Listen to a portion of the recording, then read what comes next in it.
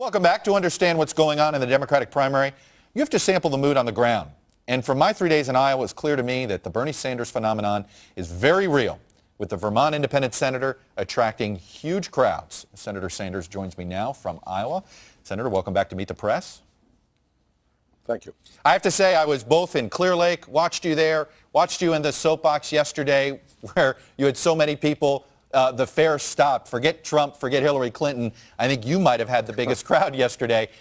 Why do you think you're resonating at this point, and how do you take this from being a movement that seems big in August, and how do you keep it from fading 5 months from now? Well, Chuck, I think we are resonating all over this country and here in Iowa because we're talking about issues that are life and death issues to the American people. And that is the collapse of the American middle class, the massive and grotesque level of income and wealth inequality in this country, the fact that we are the only major country on earth that doesn't guarantee health care to all people, the fact that millions of working class families are now finding it very, very difficult to send their kids to college, and the basic fact that people are working longer hours for lower wages, and meanwhile almost all of the new income and wealth is going to the top 1%. And then you add to that a campaign finance system as a result of Citizens United that allows billionaire families like the Koch brothers and others to literally buy politicians and corrupt the American political process. You know, Senator, add all of that together, and the American people are saying enough is enough. You know, the last time I had you on and I asked you about what do you think of the comparisons between the phenomenon of what's happening with you and whether there were similarities with Trump, you were dismissive of it. But can I tell you, I can't tell you how many people came up to me and said both positive things about you and Trump at the same time, using things like the campaign money example and the outsider. What do you think you have in common with the Trump voter? Forget Trump, but the Trump voter. Yeah, but here's the difference. You know, I am not a billionaire. My family doesn't have a whole lot of money. We are raising our campaign contributions from 350,000 people who are contributing, Chuck, on average, $31.20 apiece. That's our response, to go out to working class people, to go out to the middle class people and gain support. I think that's a little bit different approach than Donald Trump's. BuzzFeed has an article out this morning. Headline is this: Sanders campaign reaches out to Black Lives Matter activists.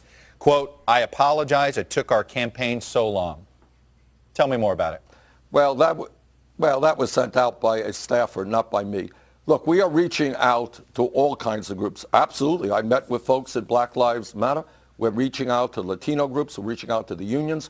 We're fighting to expand Social Security, and we're reaching out to senior groups. We're reaching out to healthcare groups because we believe that everybody in America is entitled to healthcare. We're reaching out to everybody. But on this issue of Black Lives Matter, let me be very clear. The issue that they are raising is a very, very important issue. And there is no candidate for president who will be stronger in fighting against institutional racism and, by the way, reforming a broken criminal justice system. Chuck, we have more people in jail in the United States of America than any other country on earth. And we need real changes. We need to do away with the militarization of local police departments. We need to do away with minimum sentencing. We need education and jobs for our young people rather than jails and incarceration. I understand that, but you said a staffer put it out, but you felt an apology was necessary? No, I don't. I think we're going to be working with all groups. This was sent out without my knowledge. Fair enough. Let me ask you something that Martin O'Malley said. Clearly was a reference to you earlier this week. I don't think it's a problem for the Democratic Party, but it might be a problem long-term for Senator Sanders. I am a lifelong Democrat, and I believe very deeply in the principles of our party. That's why I choose to be a Democrat, not just in presidential years, but every year of my life. This reference that you have not become a registered member of the Democratic Party. What do you say in response? Well, legally, in the state of Vermont, you can't, legally become a member. You vote in the Democratic primary. I have done that. I've supported and helped Democratic candidates for governor in my state.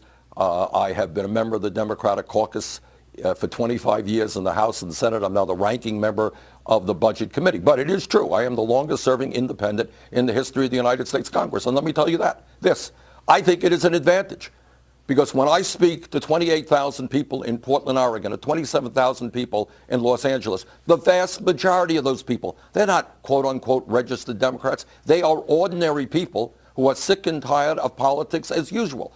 And by the way, one of the real advantages, I think, of me winning the Democratic primary is that we can get a lot of young people, a lot of working people involved in the political process, getting them out to vote in a way that establishment politicians can't. Democrats are losing because voter turnout is abysmal. I think we can change that.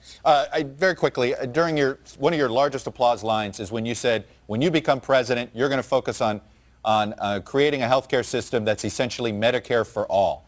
Does that mean you're going to scrap the Affordable Care Act and then try to implement Medicare for all if you're president? Well, Chuck, what it means is we are, as you know, the only major country on earth that doesn't guarantee health care to all people. I live 100 miles away from Canada. They do it. We spend almost twice as much per capita on health care as do the people of any other country. So what we want to do is expand on Medicare. Medicare is a popular, good system.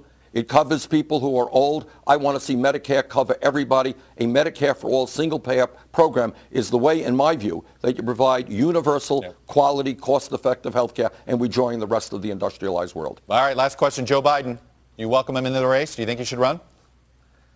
I have known Joe for many, many years, and everybody who knows Joe likes him and respects him. The decision as to whether or not he runs is his.